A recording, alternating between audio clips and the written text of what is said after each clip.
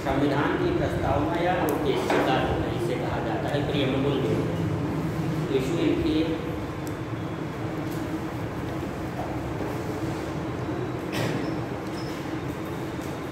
जवाहरलाल नेहरू संविधान सभा में 13 दिसंबर 1946 को प्रस्तुत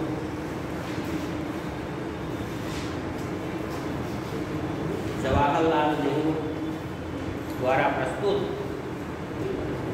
उद्देश्य प्रस्ताव ही आगे चलकर संविधान की प्रस्तावना बनी। उद्देश्य प्रस्ताव ही आगे चलकर कुछ परिवर्तन के साथ संविधान की प्रस्तावना बनी। मतलब जो उद्देश्य प्रस्ताव प्रस्तुत किया था जो है वही बाद में आगे चलकर थोड़ा बहुत संशोधन करके जो है थोड़ा वही संविधान की प्रस्तावना बनी। इसे संविधान की उद्देशिका भी कहा जाता है।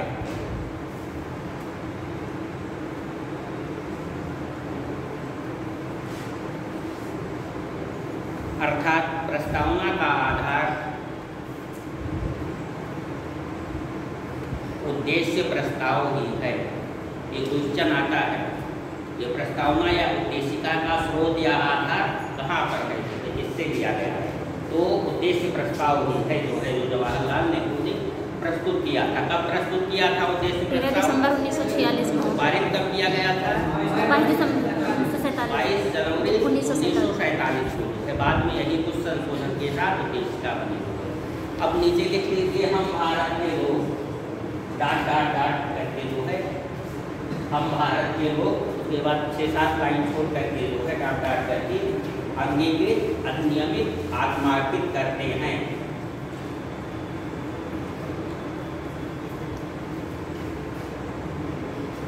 हम भारत के लोग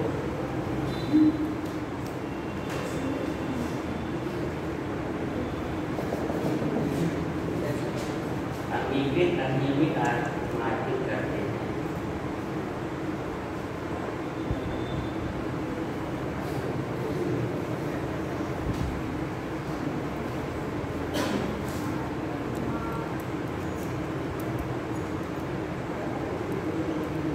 संविधान की प्रस्तावना लिख दीजिएगा बीच में जो है।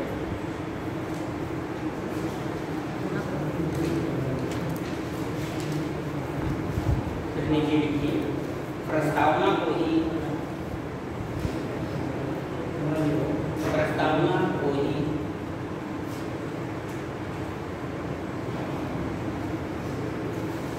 संविधान का सार कहते हैं।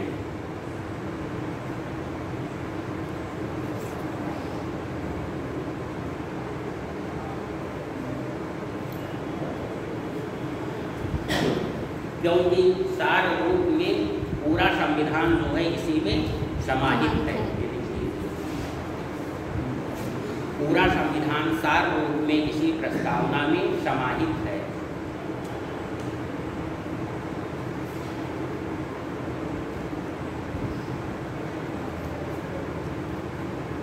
तथा कभी यदि ऐसी परिस्थिति आती है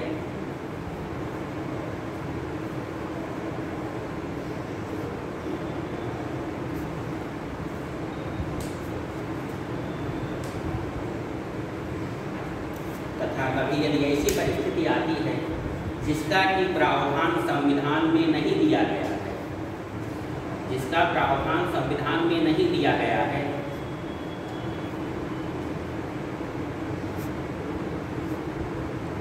तब उसका समाधान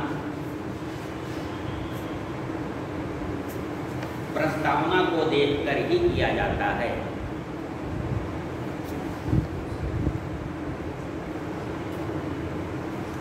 ठीक है। संविधान में बहुत सारी जो है आर्टिकल अनुच्छेद है, नियम नियमावली दी गई है जो है।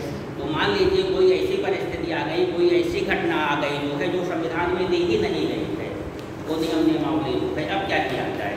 फैसला करना है जस्टिस को, कोई मैटर चल रहा है कोर्ट में, सुप्रीम कोर्ट, हाई कोर्ट में जो है, तो जनरली जो है संविधान के अनुसार निर्णय होना चाहिए, और वो मैटर जो है संविधान में दिया ही नहीं गया है।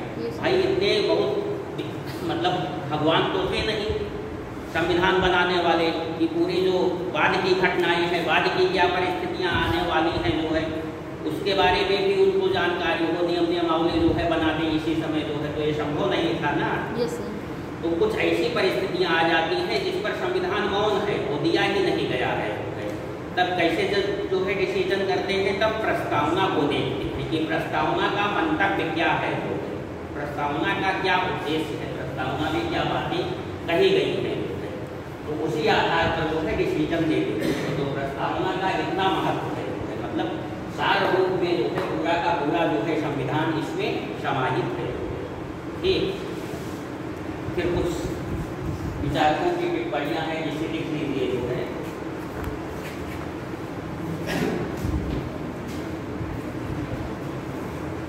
प्रस्तावना संविधान की जन्म कुंडली है, ये केएम मुंशी लिखी। प्रस्तावना संविधान की जन्म कुंडली केएम मुंशी।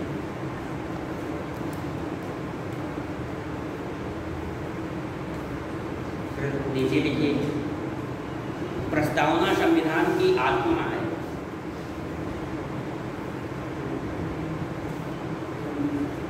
ये ठाकुर प्रसाद भार्गव ने कहा।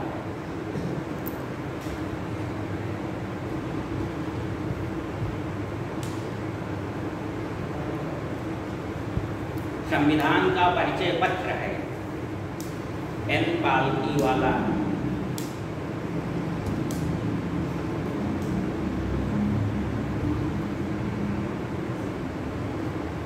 एन पालकीवाला, एन पालकीवाला न्यायविद है। ये लिख लीजिए।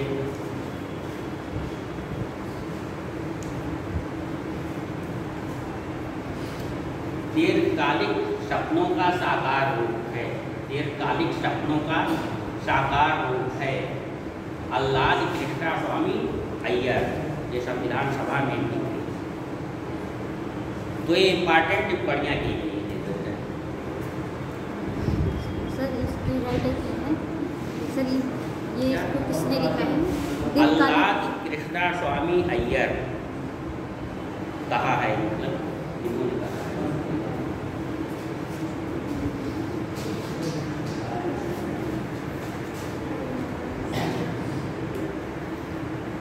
फिर नीचे लिखिए, प्रस्तावना को संविधान का दर्पण या कुंजी भी कहते हैं।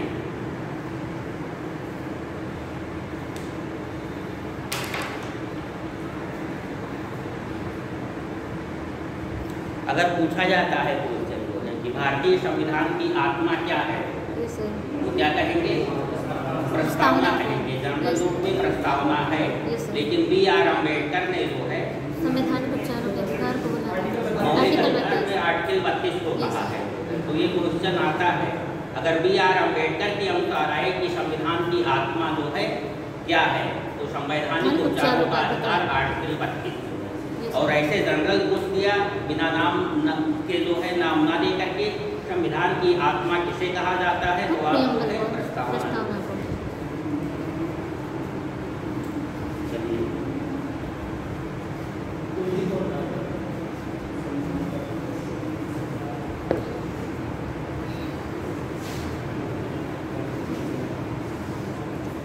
नीचे लिखिए वाइट करके, प्रस्तावना संविधान के स्वरूप,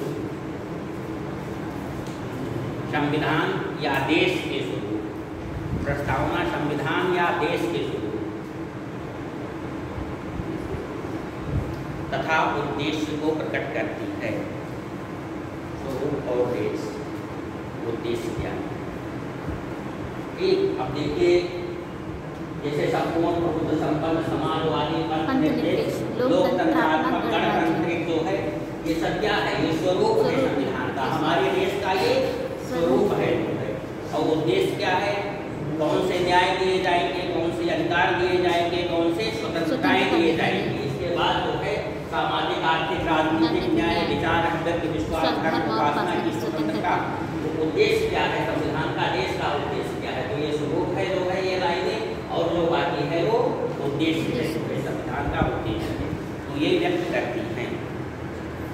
अब इसमें कुछ है जो है संविधान की प्रस्तावना में, तो ये सब बातें तो आप समझ ही गए हैं। संपूर्ण प्रबुद्ध संपन्न समाजवादी पंथनिरपेक्ष लोकतंत्रात्मक राज्य। भारत पंथनिरपेक्ष है या धर्मनिरपेक्ष? पंथनिरपेक्ष। पंथनिरपेक्ष है, क्योंकि धर्मनिरपेक्ष कोई भी राज्य हो ही नहीं सकता। सेकुलर मतलब धर्मनिरपेक्ष। तो भारत को लोग ऐसे चिल्लाते रहे सेकुलरिज्म का उल्लंघन हो रहा है, सेकुलरिज्म का उल्लंघन हो रहा है। तो जब भारत जो है सेकुलर है ही नहीं है, धर्मनिरपेक्ष, तो उल्लंघन क्या है? खैर ये राजनीतिक बातें हैं जो है, लेकिन जो मेन थीम है हमारे यहाँ धर्म का व्यापक स्वरूप जो है स्वीकार किया गया है। मतलब एक देवी देवताओं के अंतर्गत जो है बांट करके धर्म को नहीं रखा गया है। धर्म जो है मानव कर्तव्य है, अहिंसा परमो धर्मः। अपने कर्तव्य को मतलब ये जीवन पद्धति है जो है, अपने जीवन को किस तरीके से चलाया जाए वो जीवन पद्धति ही जो है धर्म है। अपने कर्तव्यों का सही ढंग से पालन करना ही धर्म है। इसलिए जो है हमारा देश धर्मनिरपेक्ष नहीं है जो है, और यदि सही कहा जाए तो किसी भी देश को जो है धर्मनिरपेक्ष नहीं होना चाहिए हमारी परिभाषा के अनुसार, अपने देश की परिभाषा के अनुसार। लेकिन वेस्टर्न में जो दूसरी परिभाषा है जो है, वहाँ देवी देवताओं अलौकिक शक्तियों की मान्यता है धर्म के अनुसार जो है। तो ये ध्यान रखिएगा, जो धर्म की परिभाषा है अपने यहाँ जो है ये देवी देवता अलौकिक शक्तियाँ पूजा पद्धत नहीं है। क्षमा दमोमस्तेयम शौचम इंद्रिय निग्रह धीर विद्या सत्यम आत्मोधो दशकम धर्म लक्षणम जो है, इसको धार्मिक ग्रंथ माना जाता है। मनुस्मृति जो है उसी में ये लिखा गया है। ठीक, तो भारत पंथनिरपेक्ष है। अब संविधान की प्रस्तावना संविधान का अंग है कि नहीं, ये बात जो है, या इसमें संशोधन किया जा सकता है कि नहीं किया जा सकता।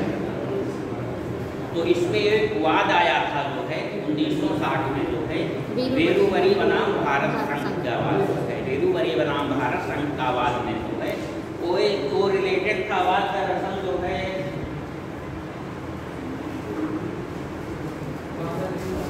बांग्लादेश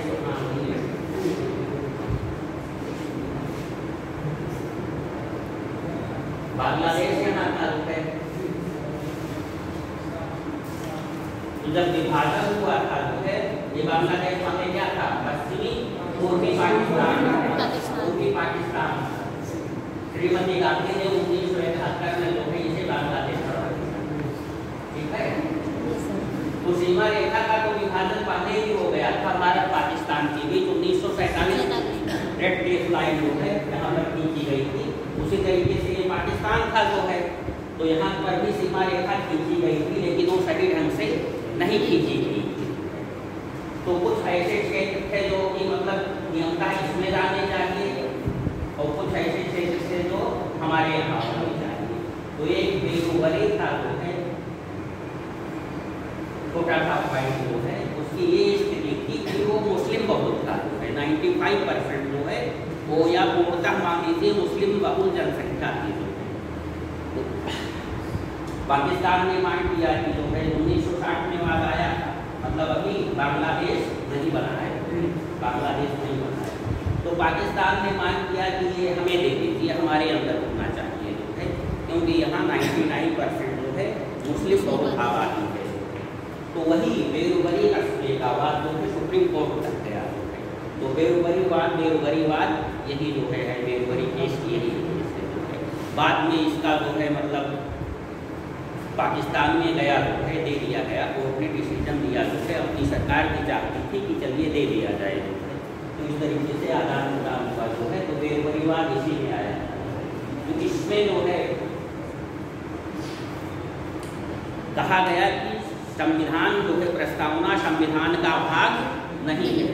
ठीक, तो तो लिखिए बेरुवरी संघवाद 1960, बेरुवरी संघवाद 1960 में कहा गया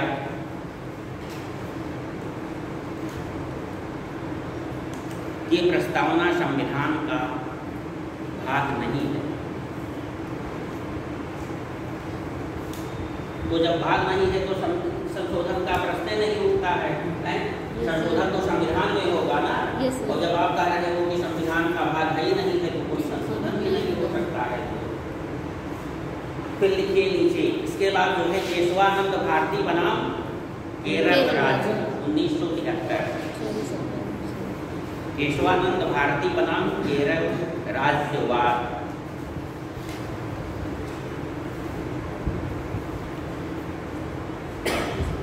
तो श्रीमती इंदिरा गांधी जब प्राइम मिनिस्टर हुई तो है मतलब सरकार के तीन अंग विधायिका, कार्यपालिका और न्यायपालिका जो है। तो ये नेचुरल सी बात है कि हर कोई सशक्त होना चाहता है कि हम आपसे ज़्यादा सशक्त हो जाएं, हम आपसे ज़्यादा सशक्त हो जाएं। तो तीन तलवारें रखी गई हैं, विधायिका, कार्यपालिका, न्यायपालिका। तो इंदिरा गांधी के समय में जो है सरकार बहुत सशक्त थी और इंदिरा गांधी जो है बहुत महत्वाकांक्षी प्रधानमंत्री थी जो है। यहाँ तक कि लोग उन्हें डिक्टेटर कहते हैं जो है, तानाशाह वाली प्राइम मिनिस्टर। तो बहुत सी सारी शक्तियाँ जो है अपने मुट्ठी में कर लेना चाहती थी। तो सरकार उन्हीं की थी, बहुमत उन्हीं की थी, मतलब विधायिका भी उन्हीं की थी। तो वो चाहती थी कि हम जैसा चाहे वैसा शासन चलाएं, जैसा चाहे उस तरीके से संविधान में चाहे जितना संशोधन कर सकते हैं, न्यायपालिका उसमें दखलंदाजी ना करे। ठीक, जबकि न्यायपालिका का अधिकार है कि वो संविधान के अनुसार है या नहीं है, उस पर डिसीजन देनी थी। यदि कोई संशोधन किया जाए संविधान से मेल नहीं खाता है तो न्यायपालिका उसे जीरो कर देती है। तो ये 1942 का संविधान संशोधन 77वां संविधान संशोधन है। बहुत सारे संशोधन करवाया इंदिरा गांधी ने, इतना संशोधन करवाया कि उसे मिनी कॉन्स्टिट्यूशन तक कहा जाता है। मिनी कॉन्स्टिट्यूशन एक बन गया, इतने सारे संशोधन हुए। तो बहुत सारे लोग कोर्ट में भी गए जो है उसके खिलाफ। तो कई वाद आए, इसमें कई वाद आए। कुछ ने कहा कि हाँ संशोधन कर सकते हैं, कुछ ने कहा कि नहीं कर सकते हैं। इस तरीके से जो है मतलब मनमाने तरीके से न्यायपालिका उसकी समीक्षा कर सकती है। तो एक फिर 1976 में इन्होंने संशोधन कर दिया कि सरकार या विधायिका जो है किसी भी अंग में संविधान के जो है संशोधन कर सकती है, करने के लिए स्वतंत्र है। और यह संविधान संशोधन जो है न्यायपालिका के अधिकार से बाहर है। मतलब कोई भी संविधान संशोधन सरकार करवाए विधायिका द्वारा, विधायिका कर दे तो कोर्ट जो है उसकी समीक्षा नहीं कर सकती है, कोर्ट उसको टच नहीं कर सकता है जो है। मतलब वो वैलिड है, वैलिड ही माना जाएगा, वैलिड रहेगा जो है। उस कोर्ट में इतनी ताकत, मतलब ये संशोधन ही कर दिया जो है उन्होंने जो है। उसके बाद जो है अंतिम में केशवानंद भारती बनाम केरल राज्य का केस आया जो है। तो इसमें इसने डिसीजन दिया कि ठीक है विधायिका जो है अनंत संशोधन कर सकती है संविधान में। मतलब विधायिका को पावर है जो है कि जितना चाहे उतना संशोधन कर दे संविधान में। लेकिन एक बात का ध्यान रखना पड़ेगा कि संविधान के आधारभूत ढांचे से जो है छेड़छाड़ न किया जाए। जो बेसिक स्ट्रक्चर है संविधान का जो है वो अछूत रहना चाहिए जो है, उसमें संशोधन नहीं किया जा सकता है। और यदि आप उसमें संशोधन करेंगे जो है तो हम उस संशोधन को जीरो घोषित कर देंगे, ठीक, जीरो मान देंगे। और उन्होंने ये नहीं बताया, न्यायपालिका ने उस समय ये नहीं बताया कि संविधान का बेसिक स्ट्रक्चर कौन कौन सी बातें हैं संविधान से, ठीक है। तो यही बहुत बड़ी शक्ति जो है न्यायपालिका ने अपने पास रख लिया जो है। ठीक है, आप कोई भी संशोधन करिए जो है, आप पूरी स्वतंत्र है, जहाँ चाहे जिस आर्टिकल में छेड़छाड़ करिए। आप हमारे पास आइए या आवाज हमारे पास आता है जो है, तब हम बताएंगे कि ये जो है बेसिक स्ट्रक्चर का उल्लंघन है या नहीं। ये तो पहले ही बता देता जो है कि बेसिक स्ट्रक्चर ये है, तो उस आर्टिकल में जो है उस आर्टिकल को ना टच करता जो है विधायिका जो है। और सारे आर्टिकल में चाहे जितना संशोधन करने के लिए स्वतंत्र थी, लेकिन वो है बताया ही नहीं। कहा कि जब आप आओगे वाद लेकर के तब हम बताएंगे कि ये बेसिक स्ट्रक्चर है कि नहीं।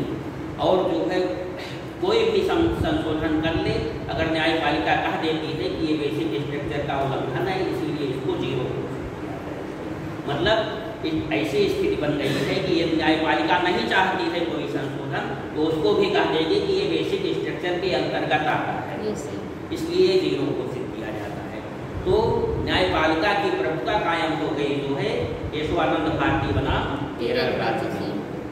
विधायिका कोई भी संशोधन कर सकती है जो है, लेकिन किसी भी चाहे जैसा संशोधन हो पूरे संविधान के अंदर, उसकी समीक्षा जो है करने के अधिकार जो है न्यायपालिका ने अपने पास रख लिया।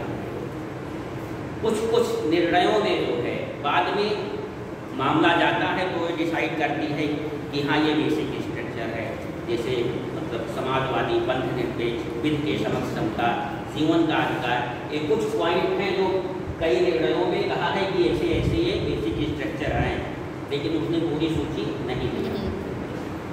तो लिखिए, केशवानंद भारती बनाम केरल राज्य 1973 में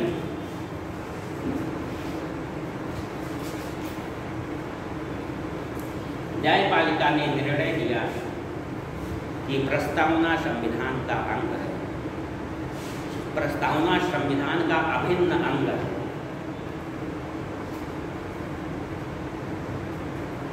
और इसमें संशोधन किया जा सकता है।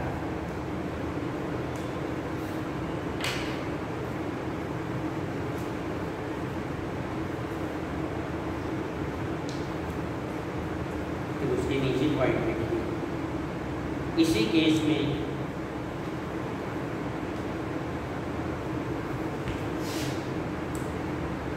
निर्णय दिया गया कि विधायिका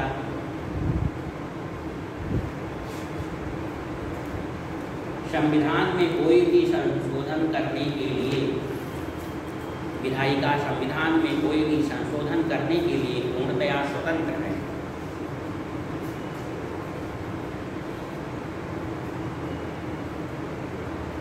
पर वह संविधान के फंडामेंटल स्ट्रक्चर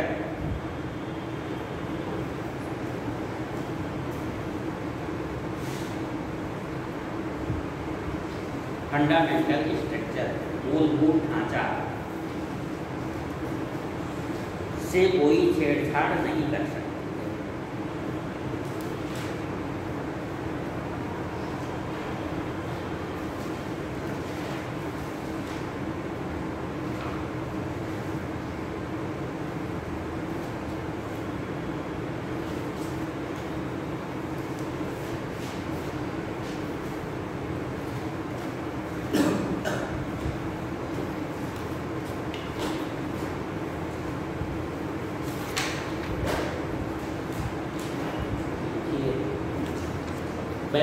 संविधान संशोधन अधिनियम 1976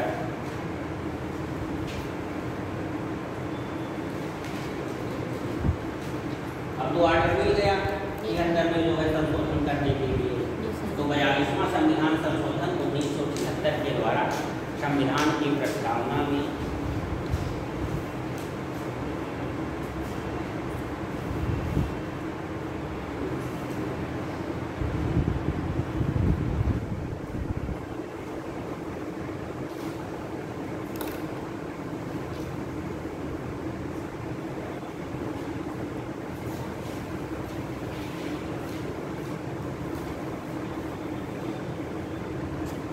समाजवादी पंथ निर्देश अखंडता, ये 3 शब्दावली जोड़ी गई।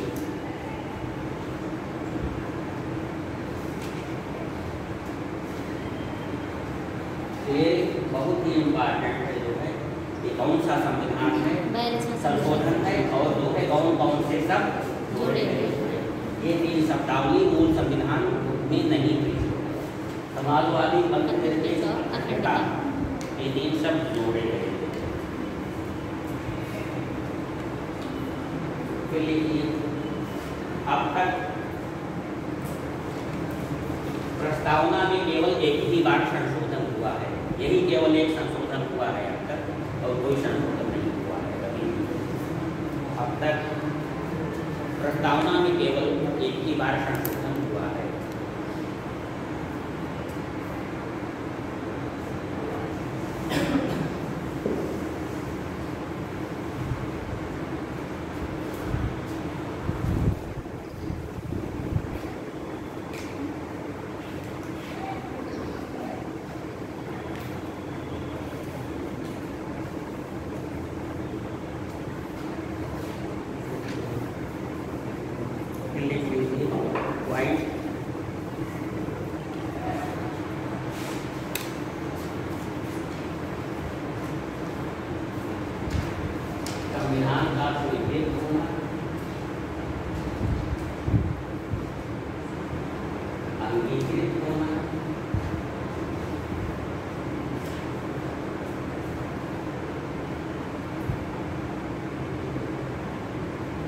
अधिनियमित होगी।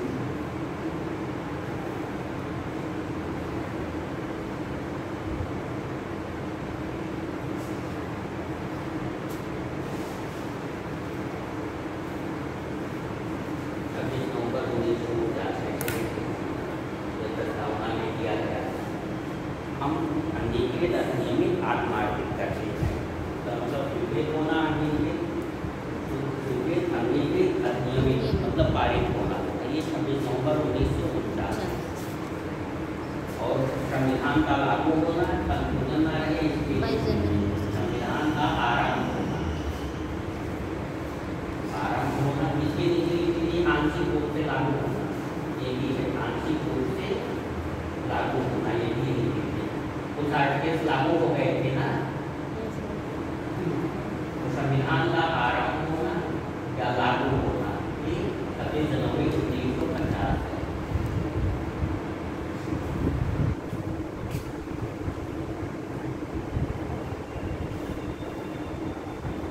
जब पूछा जाए कि कब आंशिक रूप से लागू हुआ, तो 26 नवंबर 1949 में, क्योंकि 15 आर्टिकल जो है लागू कर दिए गए थे उसी दिन, मतलब उस दिन को महत्वपूर्ण बना दी। और 6 आर्टिकल 26 जनवरी को लागू हुए, तो लागू हुआ संविधान या संविधान का आरंभ, संविधान का आरंभ हुआ। ये रहता है शब्द जो है क्वेश्चन में, तो आप 26 जनवरी 1950 है।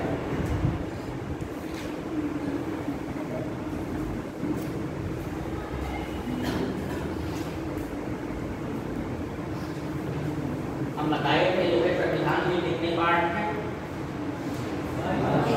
22 पार्ट हैं, 22 पार्ट जो है तब भी थे और 22 पार्ट हैं। और अनुसूचियाँ कितनी हैं, 12 अनुसूचियाँ। मूल संविधान में 8 अनुसूचियाँ हैं। तो अब हम शुरू करते हैं, हम लोग जो है भाग एक।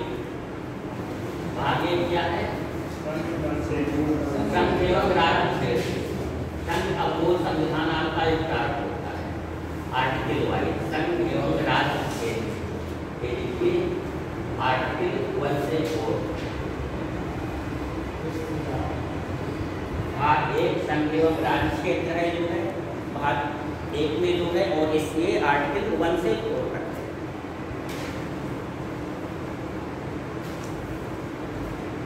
संघ एवं राज्य क्षेत्र में जो है ये प्रावधान किया है कि मतलब क्षेत्र कितना होगा, भारत का जो है, भारत संघ का या राज्यों का क्षेत्र कहाँ कहाँ तक जो है विस्तृत होगा, जो है कहाँ कहाँ तक ये फैला होगा, भारत संघ या राज्य क्षेत्र जो है। तो इसमें पहला आर्टिकल है जो है अनुच्छेद 1 जो है, संघ का नाम एवं राज्य क्षेत्र, संघ का नाम एवं राज्य क्षेत्र, संघ का नाम एवं राज्य क्षेत्र, ये आर्टिकल 1 है।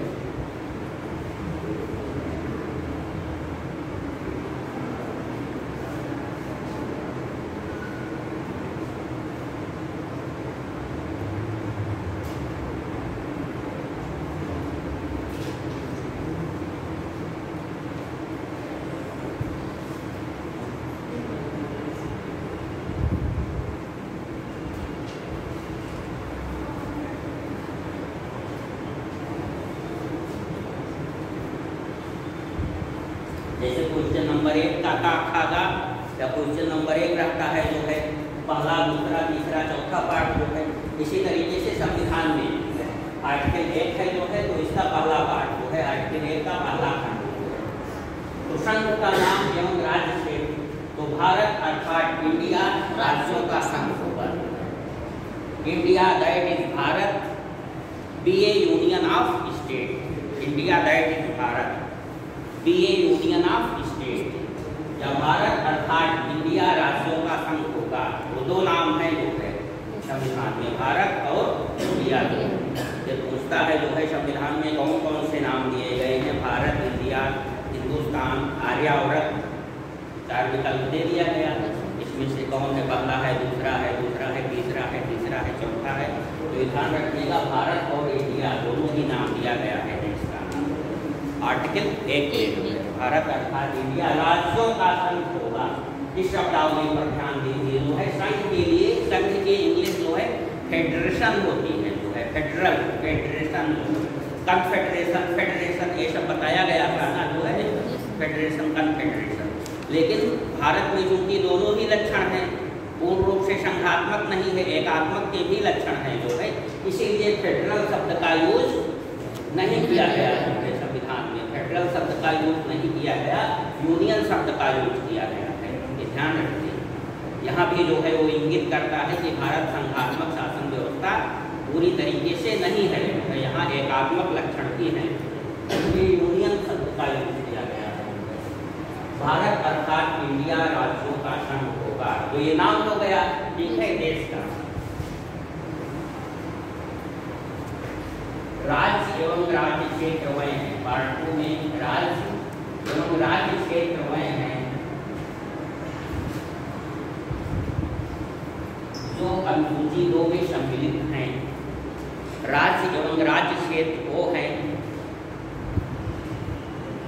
जो अनुसूची 1 में सम्मिलित है। अनुसूची 1, 8 अनुसूचियां बताई गई थी जो है। पहला अनुसूची लिखाया गया था संघ एवं राज्य क्षेत्र, दूसरा अनुसूची वेतन भत्ते, तीसरा अनुसूची शपथ ग्रहण जो है, इस तरीके से। तो उसमें था ना संघ एवं राज्य क्षेत्र पहली अनुसूची, तो उसमें नाम दिया गया है कि ये राज्य भारत में होंगे, इतना इनका ये यहाँ तक क्षेत्र होगा। तो वही बात इसलिए ये कह रहा है कि अगर राज्य एवं राज्य क्षेत्र का नाम जानना चाहते हैं तो अनुसूची 1 में जाइए आप, ठीक। तो राज्य एवं राज्य क्षेत्र वह हैं जो अनुसूची 1 में दिए गए हैं, ठीक।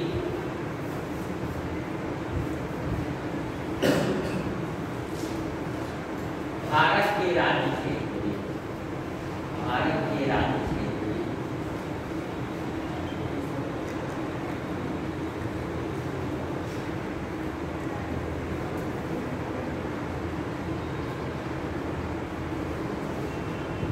सम्मिलित होंगे, सम्मिलित होंगे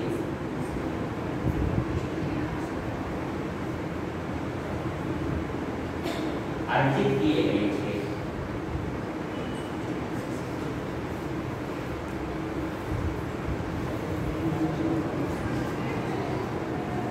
राज्यों के राज्य से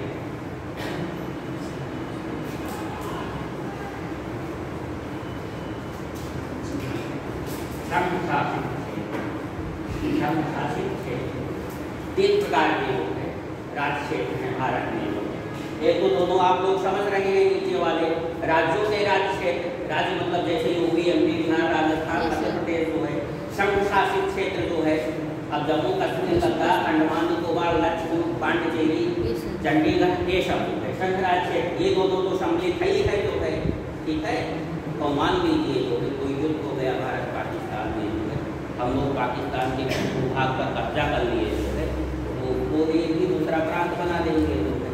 या चाइना से जो है युद्ध हो गया तो चाइना के कुछ भूभाग पर जो है हम जो है चले गए अंदर, उसका भूभाग कब्जा करके जीत लिए जो है, तो एक दूसरा स्टेट बना देंगे जो है।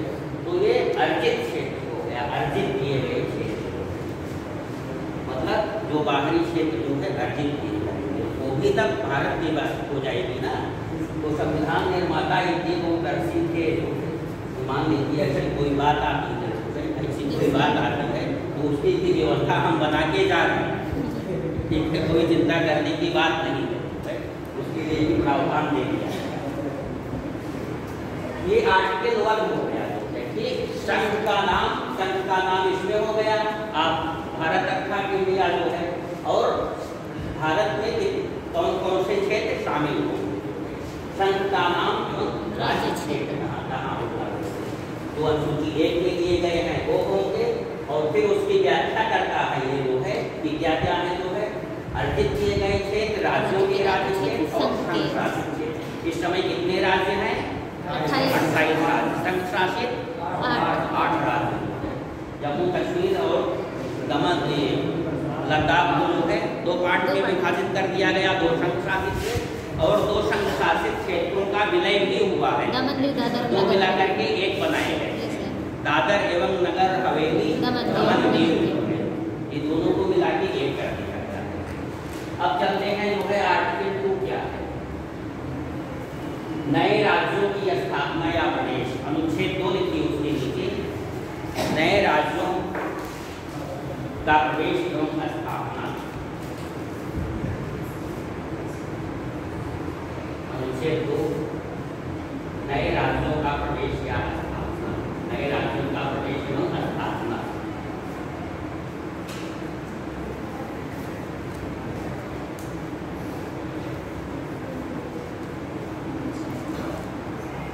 आर्टिकल 2 अनुच्छेद 2 है, 1 2 समाप्त हो गया। संविधान में उसका राज्य अनुच्छेद 2 जो है नए राज्यों का प्रवेश या स्थापना। तो नए राज्यों का प्रवेश या स्थापना कैसे किया जाए जो है भारत में, तो ये ज़्यादातर विदेशी राज्यों के संदर्भ में दिया गया है, जो मतलब अर्जित किए जा रहे हैं। ठीक है, तो बाहर से नए राज्य जो है अर्जित करना है हमें, उसकी क्या विधि होगी, तो इसमें लिखा है संसद को पावर दिया गया है। संसद जो है इसके लिए जो विधि बनाएगी जो है उसी अनुसार उसका अर्जन किया जाएगा, भारत संघ में जो है समाहित किया जाएगा।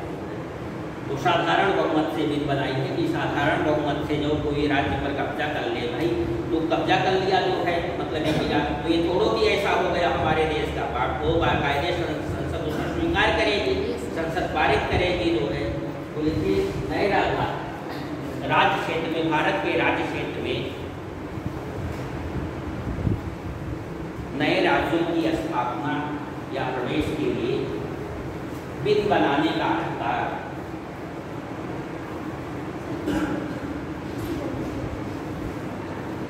भारत के राज्य क्षेत्र में नए राज्यों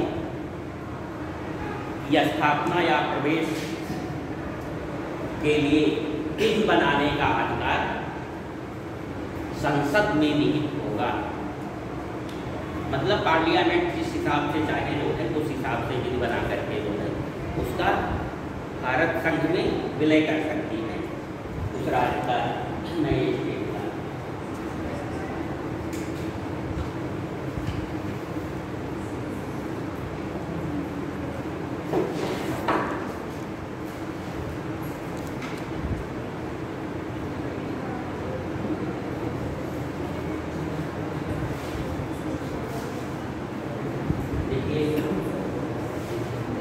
नए राज्य का निर्माण अनुच्छेद 2 अनुच्छेद 3 आर्टिकल 3, नए राज्य का निर्माण या वर्तमान राज्य के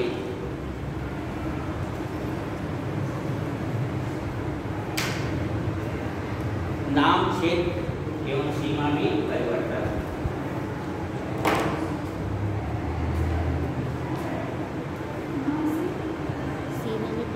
नाम, क्षेत्र या सीमा में परिवर्तन।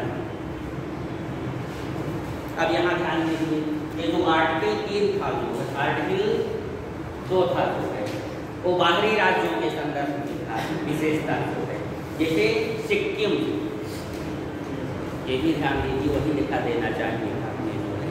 सर नोट करके नीचे लिखवा दीजिए।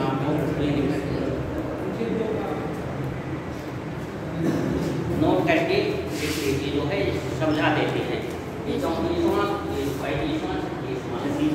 35वां संशोधन था जो है 1974 और 36वां संविधान संशोधन था आपका जो है 1975।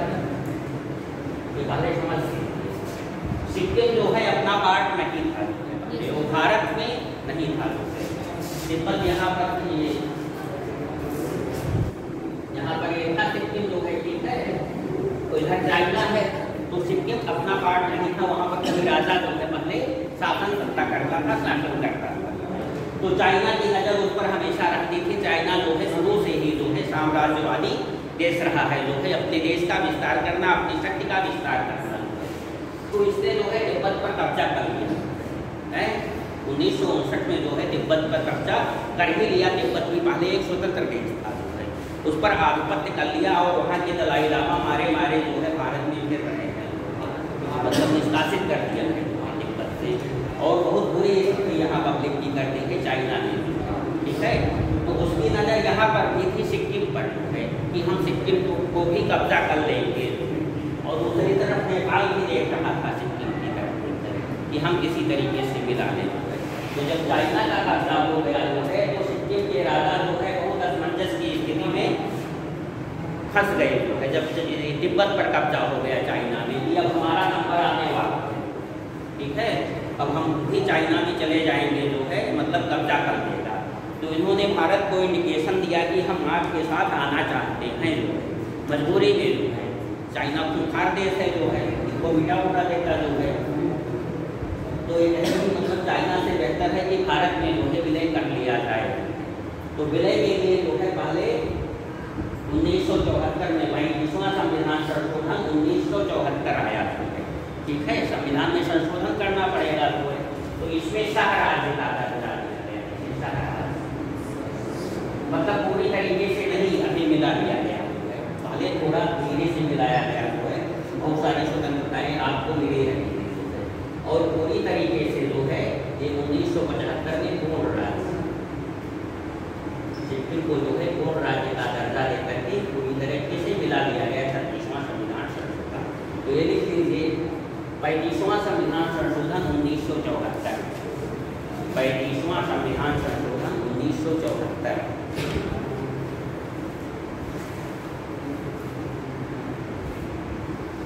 में सिक्किम को सह राज्य का दर्जा दिया गया है।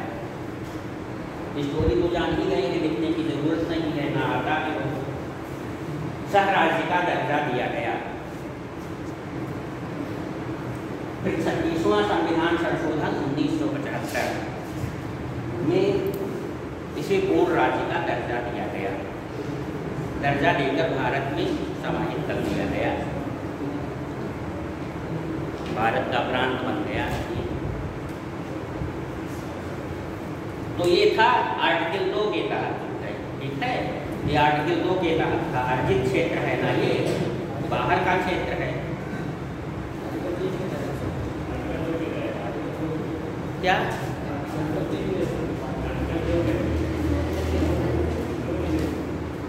अनुच्छेद 2 में है सर ना, ये वो आर्टिकल 2 ही तो बता रहे हैं, ये सर आर्टिकल 2 ही तो बता रहे हैं। आर्टिकल 3 भी है राज्य की स्थापना, नए राज्य की स्थापना के बारे में है। जैसे उत्तराखंड पहले राज्य नहीं था, तेलंगाना पहले राज्य नहीं था, वो भी राज्य हुआ है, लेकिन वो अनुच्छेद 2 के तहत नहीं हुआ है। ये अपने ही राज्य को काट पीट करके किसी राज्य के क्षेत्र में परिवर्तन हुआ है, सीमा में भी परिवर्तन हुआ जो है। उत्तराखंड का नाम कई बार कभी उत्तरांचल रहा, कभी उत्तराखंड रहा जो है। तो आर्टिकल 3 क्या लिखी है, नए राज्यों का निर्माण तथा वर्तमान राज्य के क्षेत्र सीमा या नाम में परिवर्तन है। तो मान लीजिए अपने भारत में से ही किसी नए राज्य का निर्माण करना है, जैसे तेलंगाना नए राज्य का निर्माण हुआ तो है, तो नए राज्य का निर्माण हुआ तो है। और फिर जब नए राज्य का निर्माण हुआ तो क्षेत्र सीमा में भी परिवर्तन होगा कि नहीं, अगल बगल के राज्यों में होगा परिवर्तन। आंध्रा में परिवर्तन हुआ, उसके अगल बगल वाले राज्य थे उसमें भी परिवर्तन हुआ।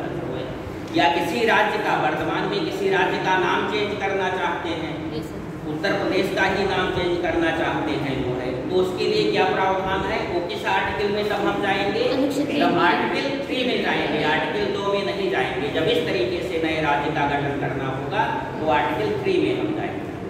तो लिखा गया है नए राज्यों का निर्माण या वर्तमान राज्य के नाम, क्षेत्र एवं सीमा में परिवर्तन। अब ये कैसे होता है परिवर्तन जो है, तो संसद को फुल पावर दिया गया है। संविधान ने कहा है कि इसके बारे में जो है संसद साधारण बहुमत से जो है, साधारण बहुमत से संशोधन करके जो है किसी राज्य का निर्माण कर सकती है। अब मान लीजिए ये कहती है कि उत्तर प्रदेश का विभाजन करना है, सेंट्रल गवर्नमेंट ने कही, तो बात धीरे धीरे चलती रही थी जो है, कभी कभी उठती ही है कि हरित प्रदेश बनाया जाए जो है, पश्चिमी प्रांत को बना करके जो है बांट करके वो सब जो है, और विभाजन हुआ भी उत्तर प्रदेश से उत्तराखंड का जो है। तो उसमें ये प्रावधान है कि संसद को फुल पावर है, ये साधारण बहुमत से जो है किसी राज्य का गठन कर सकती है, किसी राज्य को काट सकती है, ठीक है।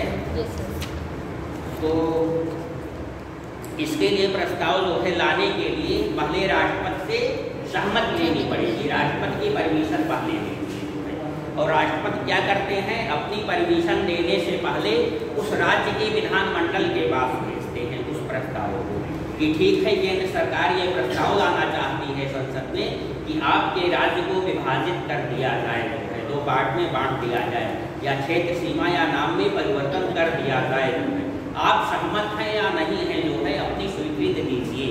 तो विधानमंडल में यहाँ रखा जाएगा, यूपी की विधानसभा और विधान परिषद में जो है, ठीक है। तो विधान परिषद स्वीकार कर लेती है विधानसभा विधान परिषद तो कोई बात नहीं, अच्छी बात है जो है। अगर नहीं भी स्वीकार करती है जो है तो फिर राष्ट्रपति के पास चला जाएगा, राष्ट्रपति जो है भिजवा देगा सदन में जो है, संसद में वो रखा जाएगा और संसद यदि उसे साधारण बहुमत से पारित ही कर देती है तब भी वो विधेयक पारित हुआ मान लिया जाएगा, भले ही राज्य ने स्वीकृत नहीं किया है। राज्य को केवल इतनी स्वतंत्रता है कि हाँ उसकी राय जानने के लिए जो है भेज दिया गया उसके बाद। यदि आप सहमत हैं तो ठीक है, नहीं सहमत हैं तो भी ठीक है, कोई बात नहीं जो है। हम पूरी तरीके से जो है अधिकार है हमें जो है तब भी चेंज कर देने का, हम चेंज कर देंगे। तो राज्य ना भी सहमत हो जो है तो भी जो है विभाजन संसद कर सकती है जो है, उस राज्य के नाम क्षेत्र और सीमा में परिवर्तन कर सकती है। तो यहाँ पर किसकी गंध आ रही है? एकात्मक शासन की गंध आ रही है कि नहीं? सेंट्रल पूरा अधिकार हो गया राज्य को काटने पीटने का, राज्य से कोई मतलब ही नहीं, केवल बस औपचारिकता के लिए हाँ एक बार उनसे भी कुछ किया जाए तो है। जैसे किसी को कहीं जाना वाना हो, गाड़ी वाड़ी से जो है, गाड़ी में कम जगह हो तो कोई खास व्यक्ति का बोला चलो एक बार उनसे भी पूछ लेते हैं, कहा दे जो है ये ना रहे कि नहीं करेंगे। ठीक, तो ये लिखिए, हाँ क्या कहेंगे लिखिए, नए राज्य के निर्माण या वर्तमान राज्य के जो है नाम क्षेत्र सीमा में परिवर्तन, इसके लिए नीचे लिखिए इसकी व्याख्या। इसके लिए संसद को यह अधिकार दिया गया है कि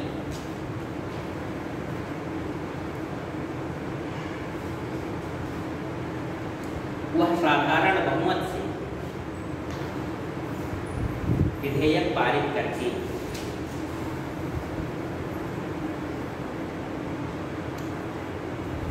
किसी नए राज्य का निर्माण कर सकती है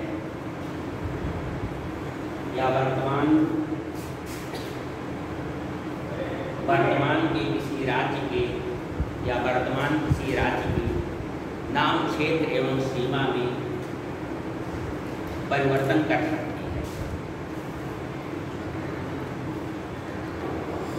पर इसके लिए राष्ट्रपति की पूर्व सहमति आवश्यक है।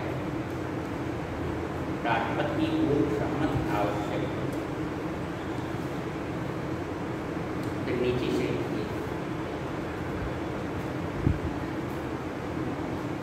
राष्ट्रपति अपनी सहमति देने के पूर्व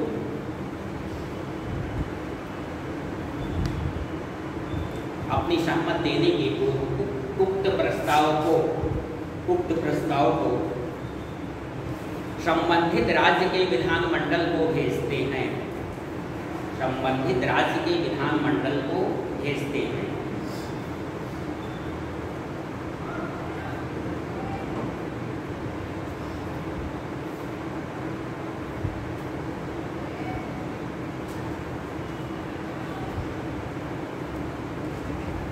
अब विधानमंडल द्वारा स्वीकृत होने या ना होने की स्थिति में, स्वीकृत होने या ना होने की स्थिति में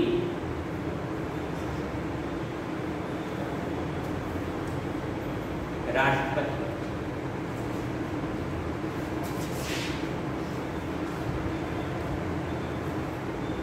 अपनी सहमति दे देते हैं।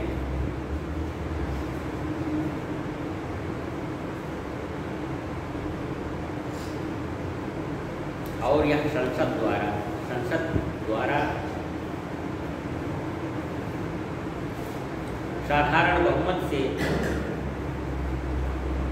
पारित कर दिया जाता है।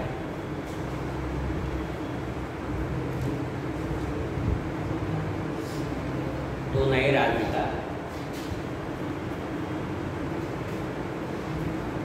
निर्माण क्षेत्र सीमा परिवर्तन आदि हो जाएगा। समझ में आया प्रोसेस? Yes sir. अनुच्छेद 4 थोड़ा सा वो देख लीजिए पार्ट।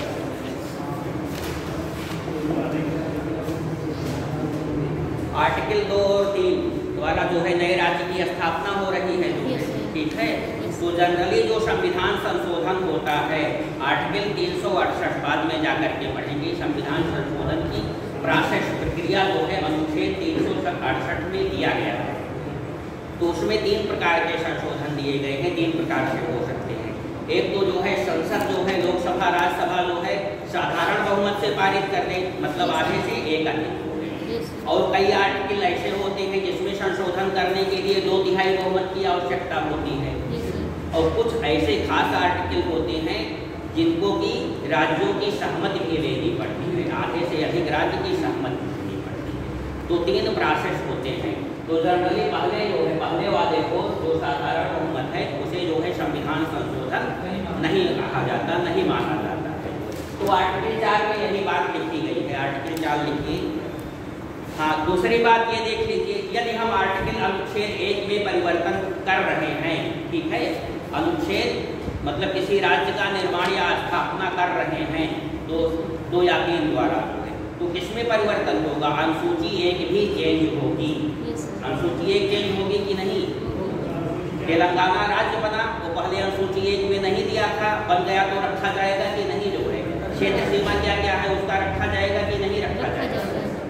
और आर्टिकल अनुसूची 4 में भी जो है संशोधन होगा। अनुसूची 4 क्या है? राज्यों का जो है राज्यसभा में आवंटन कितनी कितनी सीटें जो है किस राज्य की जो है दी गई है।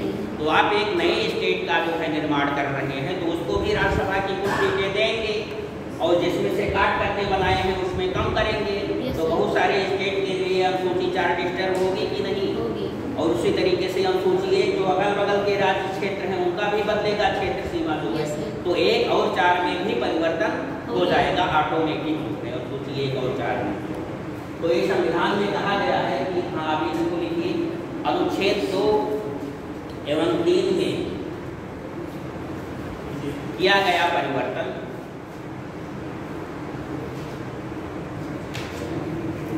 संविधान संशोधन नहीं माना जाएगा।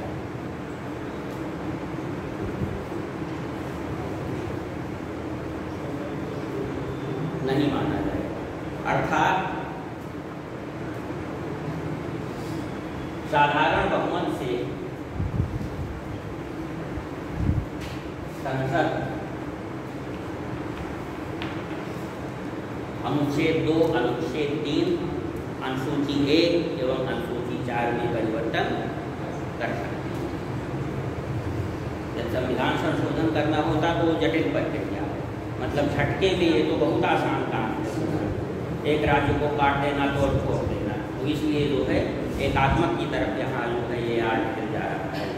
राज्यों से कोई मतलब ही नहीं रह गया, उसके घर बार को जो है बांट दिया जा रहा है, किसी राज्य के घर को जो है तोड़ दिया जा रहा है, नाम बदल दिया जा रहा है, उसके कोई परमिशन नहीं किया जा रहा। तो ये आपके जो है 1 से 4 तक आर्टिकल संघ एवं इसके राज्य क्षेत्र जो है समाप्त होते हैं। आर्टिकल 3 जो है मोस्ट इम्पॉर्टेंट, कई बार कहा गया है कि नए राज्य का निर्माण क्षेत्र सीमा एवं नाम में परिवर्तन जो है किस आर्टिकल में है या कैसे किया जाता है, संसद के बहुमत से, नहीं बहुमत से, 2/3 बहुमत से, या राज्य की सहमति आवश्यक है कि नहीं, या राज्य सहमति ना दे जो है तो क्या उसके जो है क्षेत्र को काट पीट किया जा सकता है या नहीं?